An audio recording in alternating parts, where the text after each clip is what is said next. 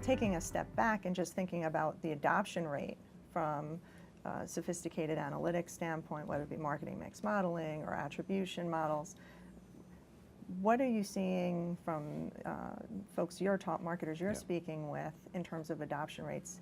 50%, 60%? It's in the 50% neighborhood. So it seems low. Well, particularly among, well, it gets even lower. Because the 50% is probably among the top, the top spending marketers. Because these are, there is a cost that comes with these techniques, both in terms of, fees, sure, and the costs for the expertise and the technology to manage it, but then also the internal cost of coordinating the internal resources and the people around it. And I think data-driven marketing is such a big term that's used in the industry today, and so many marketers aspire to that. But as you said, we're talking about 50% adoption rate potentially. What are the barriers? It's time, cost, and change. Marketers and companies in general like to say, great, if I'm going to invest in this, what am I going to get back this quarter? Maybe this half, right?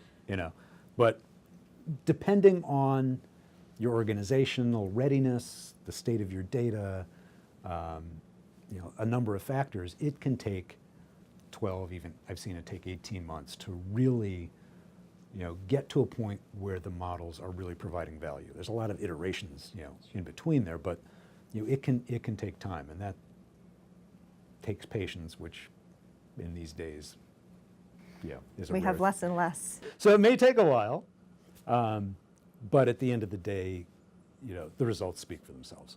But being able to make those decisions based on rigorous, statistically valid data and direction is a huge leap forward from the smartest, most experienced marketer making the best judgments they can.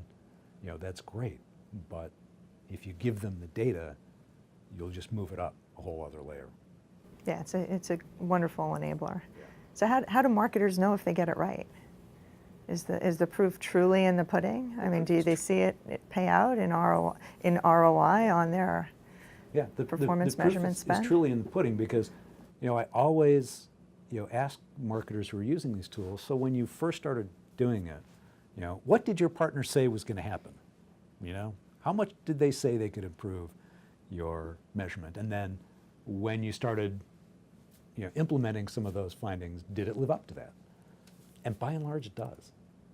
And obviously the world changes, so if you're using data from 6, 8, 12 months ago, there's going to be changes, so it's never going to be like to the dime, but within certainly a much narrower margin of error than if you said, well, let's take last year's budget and gee, we think we should do a little more digital this year and cut back a little on print.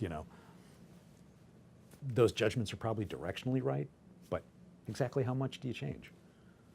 That's where the data can really help you be a lot more accurate and give you a lot more confidence to make those changes.